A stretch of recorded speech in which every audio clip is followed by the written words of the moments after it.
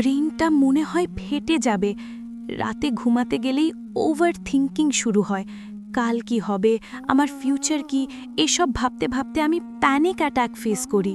তুমি over thinking করছো না মা, তুমি আসলে শয়তানকে তোমার ব্রেনের স্পেস ভাড়া দিয়েছ। তুমি যখন ভবিষ্যৎ নিয়ে অতিরিক্ত ভাবো, শয়তান তখন সেখানে ভয়ের বীজ বুনে দেয়। কিন্তু আমি তো এই চিন্তাগুলো থামাতে পারি না। ব্রেনের সুইচ অফ করার কি কোনো উপায় নেই? লজিক দিয়ে ওভার থিঙ্কিং থামানো যায় না। আমল করো, রাতে ঘুমানোর আগে 3 বার সূরা ইখলাস পড়ে বুকে ফু দাও আর বলো, হাসবুনাল্লাহু ওয়া নিমাল ওয়াকিল।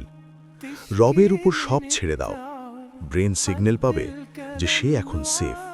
শয়তানের ওভারথিংকিং ট্র্যাপ ভেঙে শান্তিতে ঘুমাতে ইমানি ফ্যাক্সের সাথেই থাকুন।